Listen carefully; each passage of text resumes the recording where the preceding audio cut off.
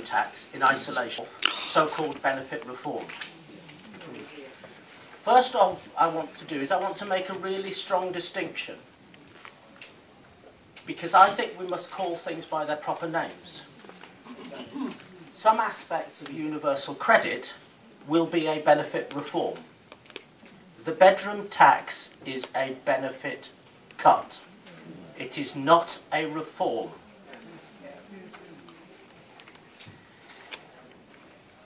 And so people who are being hit by the bedroom tax in a little over 3 weeks are then later in the year potentially going to be hit by universal credit.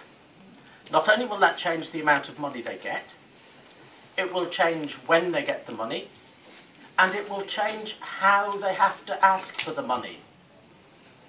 You're going to have to do it online. Now, presumably, those of you who don't have computers have to do it in the libraries if there's any left open by then.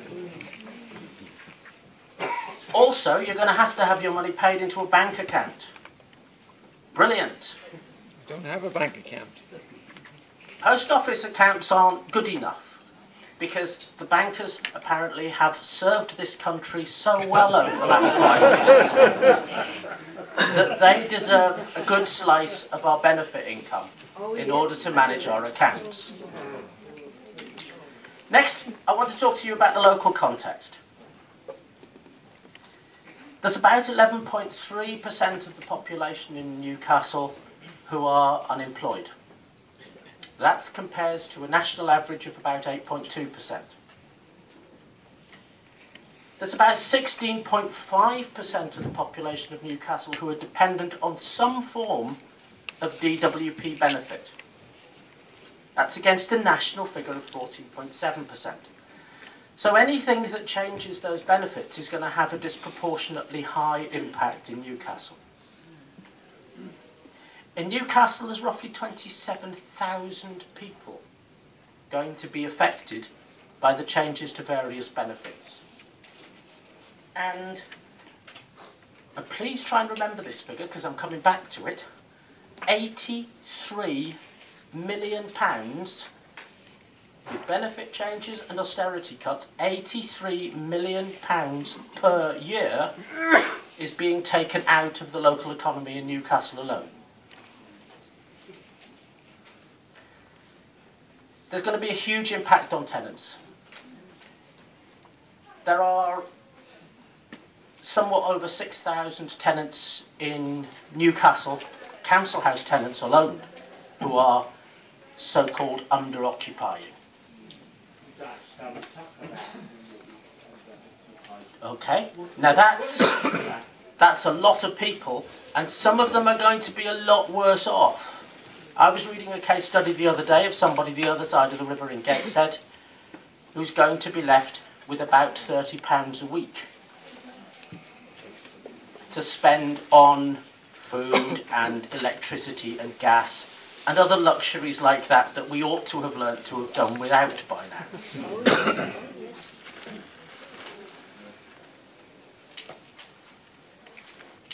In addition to reduced income, tenants are going to have to manage that income themselves. And for some of our tenants, that's going to be a challenge. And those challenges are going to have an impact on the income of the housing provider. And that will impact on us too. If our landlord gets less rent collected, then they're going to be able to provide only a poorer repairs service. Less modernisation, less cleaning and grass cutting in our neighbourhoods. So I think we don't like the changes, but I want to take a step back. Why are these changes being introduced? Let's have a look at the reasons. I can identify 4 possible reasons. 2 of them I want to mention really quickly because there's nothing we can do about them. The first reason to introduce this is that Ian Duncan Smith and David Cameron are basically silly people. That's understatement. we don't have an opportunity in the immediate future to do anything to change that. The second reason for introducing them is that Ian Duncan Smith and David Cameron and George Osborne are basically wicked people. We can't do anything about that in the immediate future. There are two other reasons. These are the reasons that they give. One is that the spare bedroom tax will force people to go out to work. Because the only reason that I don't have paid employment is because I have a spare bedroom. The fact that I have a disability, the fact that I have recurring mental health problems, that doesn't matter. They're not real issues. The real issue is that I'm too comfortable because I have a spare room. There is a room next door that nobody's using. How many of you now feel more comfortable sitting in here because there's a room next door nobody's using? It's nonsense, it's silly nonsense. But let's go back to that £83 million figure.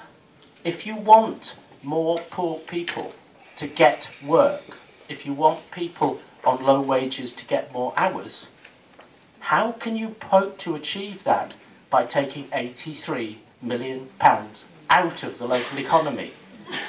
If you want more people to work, you have to put money into the economy, not take it out.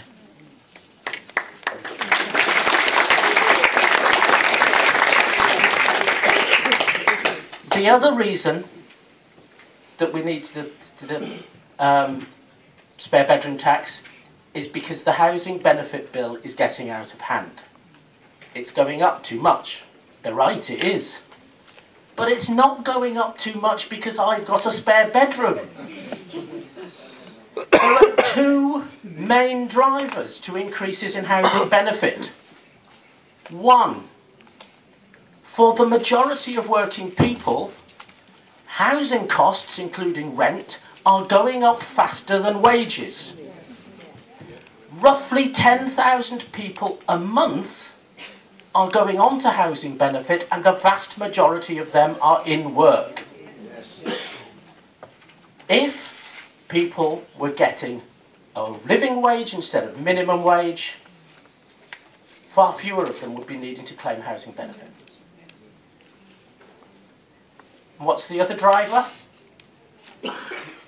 The other driver of housing benefit is rent convergence. Beginning of next month, my rent goes up 5.25%. What does that mean? That means the housing benefit bill in Newcastle and Gateshead goes up 5.25%.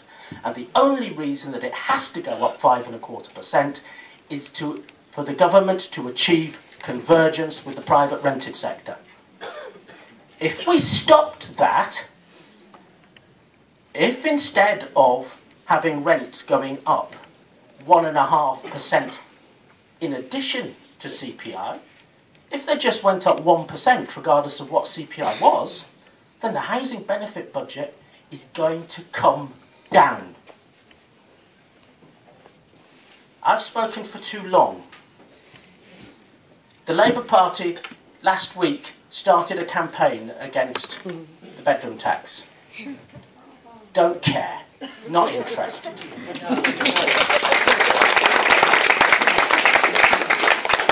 The question from this meeting today and from all of our meetings around the country has got to be to say to Westminster MPs and to those who want to be Westminster MPs, if we vote for you, what are you going to do about the bedroom tax and when are you going to do it? Thank you.